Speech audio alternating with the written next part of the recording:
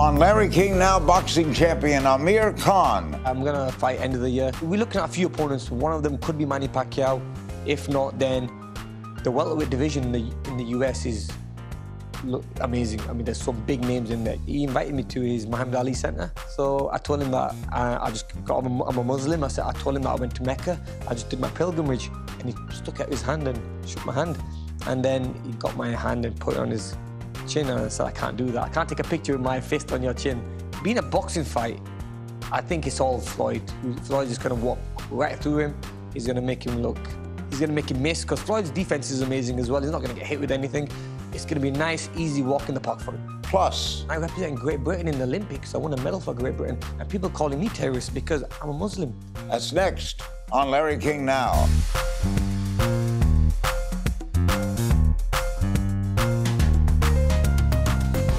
Welcome to Larry King Now. We're in Great Britain with Amir King Khan, the two-time world champion professional boxer. With a record of 31 wins and 4 losses, including 19 knockouts, Amir is Great Britain's youngest Olympic boxing medalist, taking the silver in Athens at the age of 17. Outside the ring, Amir has lent his star power to a variety of philanthropic causes, started his own charitable organization, the Amir Khan Foundation, and is slated to re-enter the ring later this year for his highly anticipated first fight since May of 2016. Why so long away? I had a hand operation.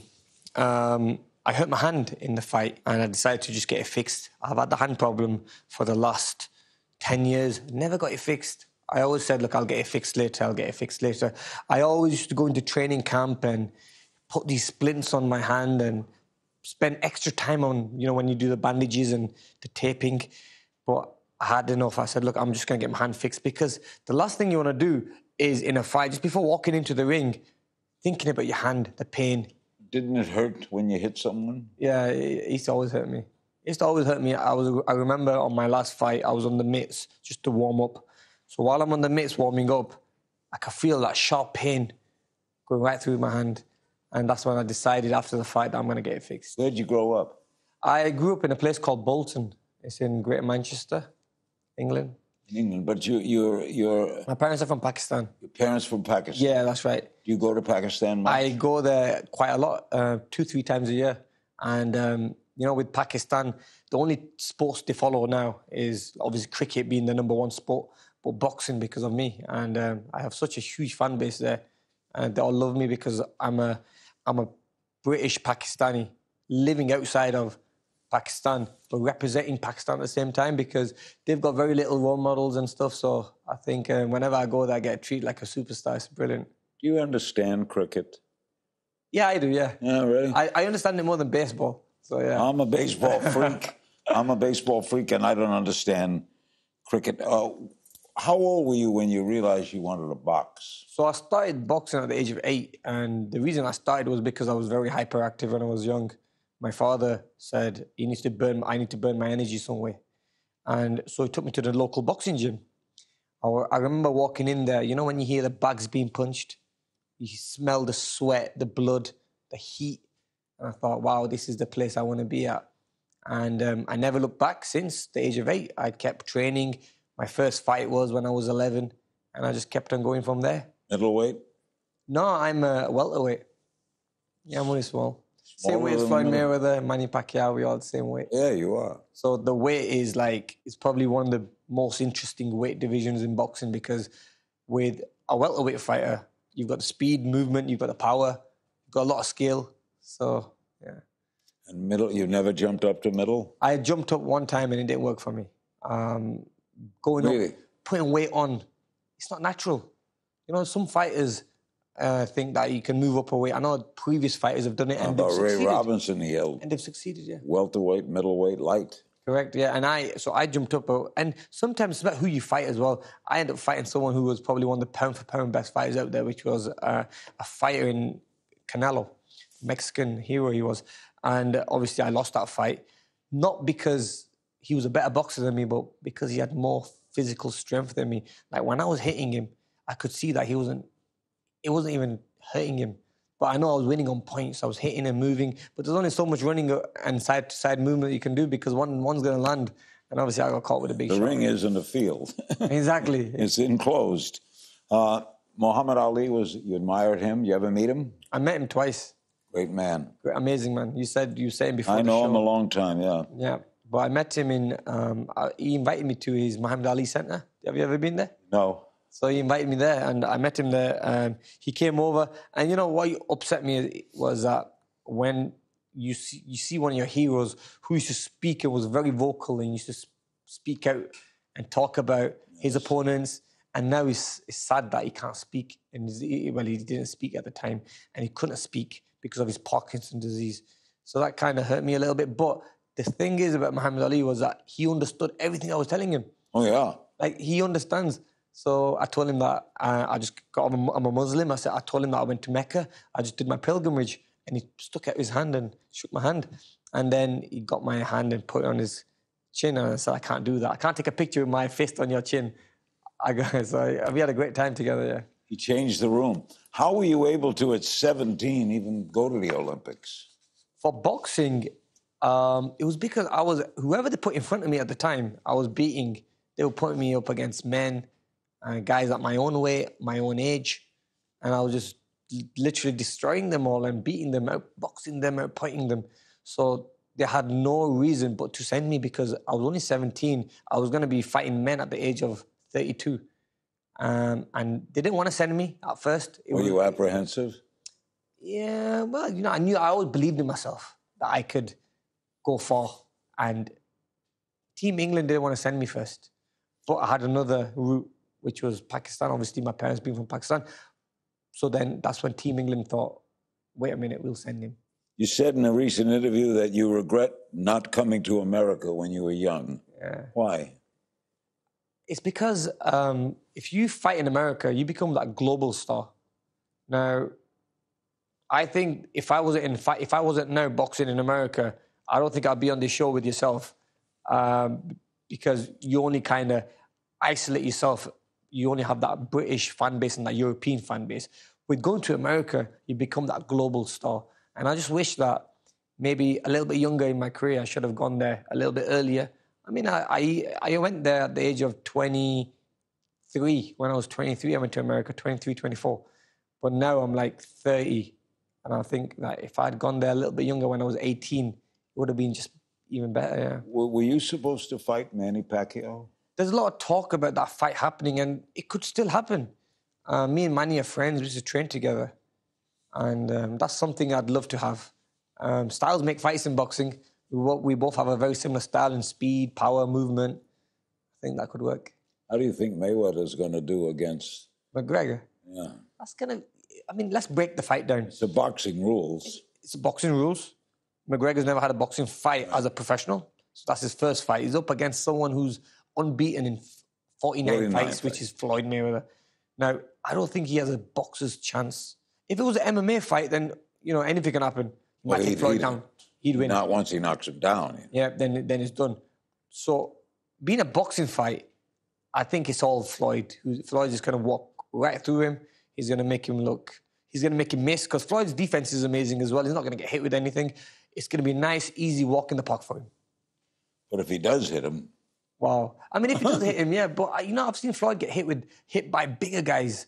But you just don't know. I mean, there's always that one punch. And is Floyd that old man that people think he is now? Because obviously he's getting old. He's having less fights per year. But I can't see that happening. I think Floyd's got it all day. We'll be back with more of Amir Khan on this edition of Larry King Now from Great Britain. Stay right there.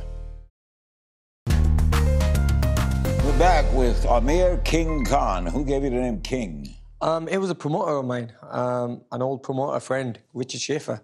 And he started just saying Amir King Khan at the press conferences. Kind of stuck. That's when people started calling me the King Khan. King Kong, quite similar. So... I stuck with it. I liked it. I thought it was quite cool. So I stuck with that name. So Pacquiao is not going to happen. Are you going to fight this year? Yeah, I'm going to fight end of the year with the hand operation going well. I'm now going to go back in the ring. Hopefully want to be back out October, November. There's a lot of interest in a lot of locations, like there's a lot of talk about Dubai, there's a lot of talk about UK, there's a lot of talk about America. Going back to Vegas. Who will you fight? We're looking at a few opponents. One of them could be Manny Pacquiao. If not, then the welterweight division in the US is amazing. I mean, there's some big names in there. You've got Keith Thurman, you've got Danny Garcia, you've got some big names there. So go for one of the big names. Is your hand fully okay? Hand's fully okay, yeah. Are you training? I am training, yeah. I've just come off the month of Ramadan. So I'm now getting back into the gym because the fast was so long. You can't eat or drink anything. I couldn't really train because in Ramadan, you're not allowed to eat or drink anything. So they were literally for 18 hours long in the UK. And then you have 4 or 5 hours off to eat. In that 4 or 5 hours, you can only eat once. Wait a minute, when you're on Ramadan, yeah, you eat once a day? Once a day. And I only eat once a day. And the rest of the day, you can't eat or drink anything. So not water? Not even water, yeah. And they're like 18-hour long fasts. So this is more of a mental thing for me, to know that when I need to cut down my weight and everything, and also mentally makes you strong. It's like a fight on its own, in its own way. So I got the Ramadan, I've fulfilled the whole of Ramadan. Now I'm getting back into training, hopefully, after this show. Does Ramadan help you? I think it does, definitely. Brings you close to God, brings you close to your community, brings you close to your people and your family. Ramadan's all about spending time with your family and praying and doing positive things. You know, in the Quran, it tells you to do good things. I mean, all the stuff that we see around the world that's happening, that people are calling themselves Muslims, is not written in the Quran. This is not written in the Quran to kill innocent people. So I'm totally against all that. But what Ramadan is teaching us is to respect one another and appreciate, and also think about the poor people, because by fasting, it makes you feel what the poor people feel, and that makes us give to the poor, give charity to the poor, give food to the poor, and support them. We discussed earlier the McGregor-Mayweather thing. Do you think that's a fair fight? There are some people say Mayweather, as you were saying, Mayweather can't lose that fight. Mayweather can't lose that fight. So why is there such interest in it? You know why there's so much interest in this fight is because it's not a fight between Mayweather and McGregor. It's a fight between UFC and boxing, basically. And you like UFC, right? I like UFC. I have my own UFC MMA company called Super Fight League in India.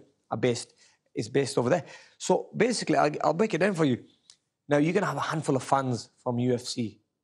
You're going to have a handful of fans from boxing. They don't know which sport to pick. They're very similar sports. With boxing, you can only use your hands. With MMA, it's kicking, punching, holding.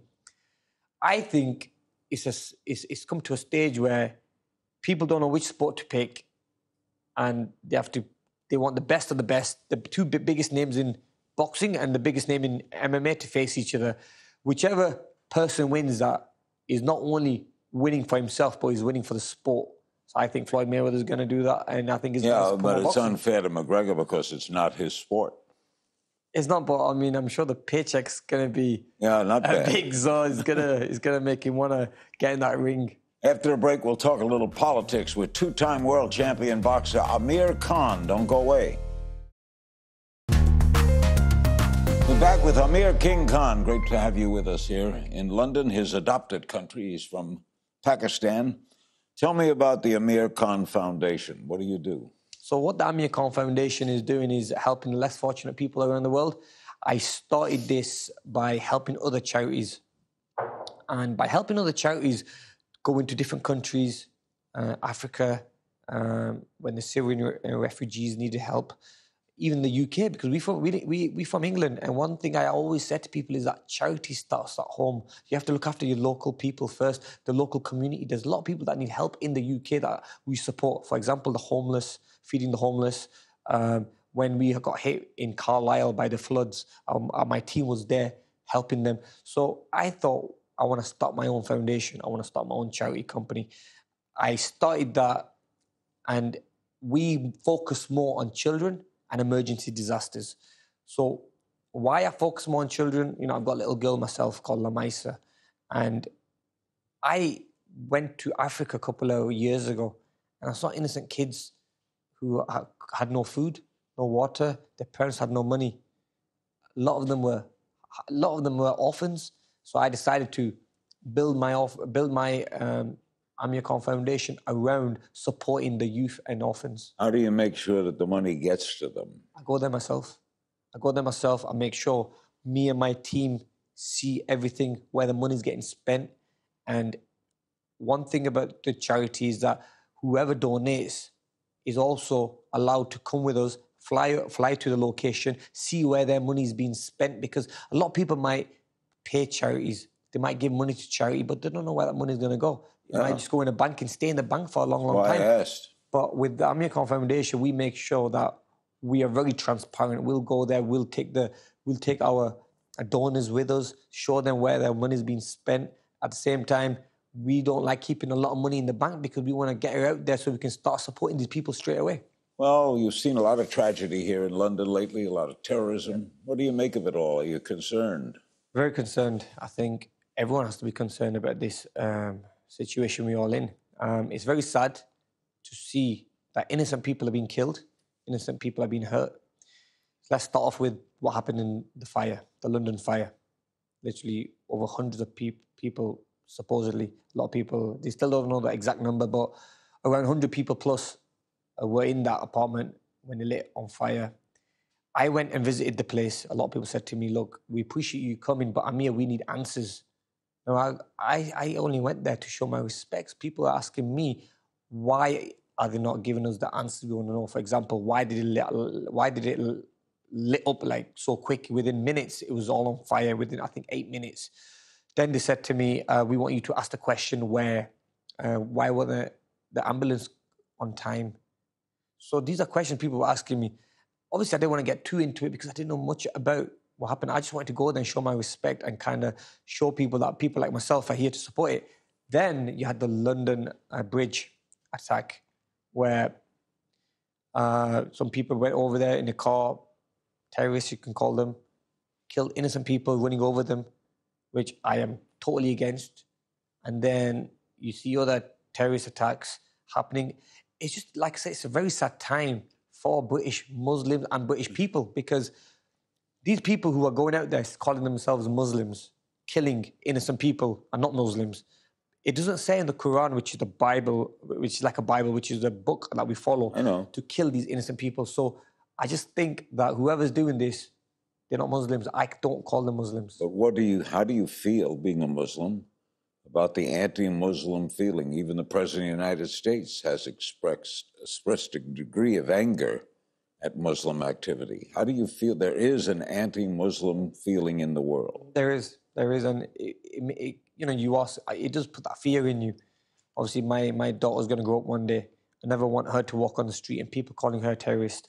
I mean, it's even happened to me on social media. I'm more British than anyone. I represent Great Britain in the Olympics. I won a medal for Great Britain. And people calling me terrorist because I'm a Muslim. And, it's a very tough time that we're living through at the moment. But what needs to happen is all the communities need to get together. All the Muslim community needs to get together and they need to send that message across the world, being Muslims, that we are all against terrorism. When a white man, though, in Finsbury attacked Muslims, that didn't get the attention. Doesn't that upset you? I mean, it did come, it does upset you because stuff like that is...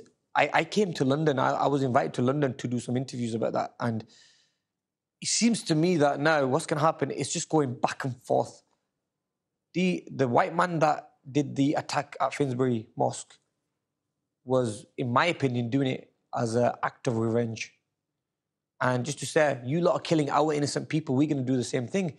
Now, this is where it's just going to pull us all apart. We all have to stick together. We all have to stop all this stuff from happening because the people who are being hurt by this are innocent people. And we are all suffering. So we need to definitely stick together as a community and stop all this. Now, the Supreme Court in the United States, they partially allowed a travel ban. You can go if you have relatives, if you have a job. But if you don't have any of those, that's kind of a stay, and then they're going to hear the whole case in October. What do you make of that ban, partial ban? The partial ban, yeah. I can tell you a little story about myself. I still train in America. I travel to America quite oftenly. And I used to always get pulled over because of my name pops up as as a terrorist name. Stop you at the airport? Yep, all the time. Customs. And they used to recognize me and they know who I was. And look, Amir, we apologize, but we have to do what the system tells us. And I had to just, it kept happening and happening. And I was, you know, after a long flight, after a long 13-hour flight, you're stuck in the airport for another 2-3 hours. It does take a lot out of you. So I met Hillary Clinton when I was in Washington. I was invited to an event there. And I told her, and she said, look, give me your details and let me try to help you. Can you send us an email? We'll clarify you as, you know, you're a safe person to travel. Now, by putting this ban on, I think it's only going to make so many people get frustrated. It's going to frustrate so many people from coming to America. I mean, I don't know much about it, but I just think it's a little bit sad to see that people are not allowed, especially Muslims, are banned from going to America because there's so many of us over there. So also, I have families there. We have friends there. I go there to train. Now, I never want to come across a day where they said to me, sorry, Mr. Khan, you can't come to America because you're Muslim. That hurt me so much because all my training is there. So you just don't know where this world's going to go. What do you think of President Trump? I mean, he's very vocal. If you're going to ask me, I liked Obama better. I thought he was amazing. I think what he did for America was amazing. But, you know, he's not bad. Look, end of the day, whoever's going to go in power is going to try to make the country safe and everyone get on together. I mean, that's what we want. We can't have people like Donald Trump saying to the Muslims, you're getting banned from coming to America. He needs to be neutral. He needs to be neutral and he needs to be neutral, basically, yeah. In our final moments, Amir King Khan steps into the If You Only Knew hot seat and will answer your questions and some social media questions, too. We'll be right back from London. We're back with two-time world champion welterweight boxer Amir King Khan, Olympic champion as well. In our final moments, we'll get to some fan questions, but first, we play a little game of If You Only Knew. I just throw some questions out. Right. What's your proudest accomplishment? Winning a world title. Best piece of advice you ever got? Always train hard, never give up, even when you lose a fight. Favorite city to fight in? Las Vegas. City you'd like to fight in? Dubai. Favorite thing to do on a day off? Just put my feet up and relax and watch telly with my little girl. Funniest fan encounter? People chasing me down the street just for a picture or just for a hug and getting numerous kisses in front of my wife. Yep. And do people like to say this? I do. Muhammad Ali to do that all the time. Yeah, a lot of people would say to me, listen, let's have a little fight. And then if I say yes, let's do it, then they'll back off. But yeah, you always get that happening. Biggest risk you ever took? Going up against a fighter in Canelo when I went up 2 weight categories to fight him. Athlete you admire most outside of boxing? I like Steph Curry. Not bad. Thing you miss most about Great Britain when you're not there? The weather, the rain. No, I'm joking. I'm joking. I miss my family. Being in Great Britain. And also, I kind of miss the community, the area, the surrounding. I mean, UK is a little different. Wherever you go in the world, England's England. You're very comfortable in Great Britain. Very comfortable, yeah. What's the thing you miss most when you're not there? Mum's cooking. What's your favorite thing about America? The big wide streets and that there's so many different people, I mean, from different parts of the world in one country. And also the boxing training over there is probably one of the best ever you can get. Toughest fight you ever had? Toughest fight against Marcos Maidana. I had to dig in the trenches and it was a very tough fight. Was that where you would have hurt the most? Yeah, probably was, yeah. Obviously, I was hurt off my feet, but I still went to and won the fight, yeah. If you weren't a boxer, what would you be? Probably stuck in a shelf in a supermarket or something. No, I always had dreams of doing something big in life, so I don't know. If you could switch places with someone for one day, who would it be? Tough question. You don't have to answer. Yeah, I don't. Okay. I'm not going to answer that one. We have some social media questions. That's Jerry1 on Twitter. Of the fights you've lost, who would you like to have a rematch with? Danny Garcia. That's a fight I'd like to have a rematch with because it was a fight I should have won. It was a fight that I kind of gave away myself. I was winning the fight, and it's made me realize that losing focus for 1 second can change a fight totally, and that's what happened. Yeah, you can never lose focus. You can never lose focus. Admiral Summer1 on Twitter. Where do you see yourself in 5 years? In 5 years, I see myself doing more charity work, probably being retired from boxing, looking after my family, and just enjoying life. John C. on the Larry King Now blog. How do you handle pain in the ring? Is the adrenaline running so high that you can block it out? That's right, yeah. So when you're in the ring, you never feel pain. Even if you get knocked out, even if you get hit with a big shot, you never feel pain. You might watch it on television and think, ouch, that hurt. But we never feel pain. I think that's due to the adrenaline rushing through your body. Because Muhammad Ali told me once the only time he ever felt pain was it Henry Carter from Great Britain? Henry Cooper. Henry Cooper. Yeah. Henry Cooper hit him, knocked him down in Great Britain, and he felt pain. Because his head hurt. Yeah, and it happens. I mean, there'll be some times in the fight when you're hit so hard that you feel the pain, that even adrenaline doesn't take toll. So yeah, that does happen in some fights. And I think I do remember that watching it in a documentary, he mentioned that he got hit so hard that in the corner, that's when his coach kind of cut his glove, was it? Yeah. Something, yeah, that was it, yeah. Oh, they thought he was going to quit? To cut his glove, making sure so he can have some extra time. Oh, yeah, that's right. Ali got some extra time, yeah. Great pleasure seeing you. Thank you very much. Lovely seeing you too. Big thanks to my guest, Amir Khan. For more information on the Amir Khan Foundation, visit AmirKhanWorld.com. As always, you can find me on Twitter at King's Things. Signing off from London. See you next time.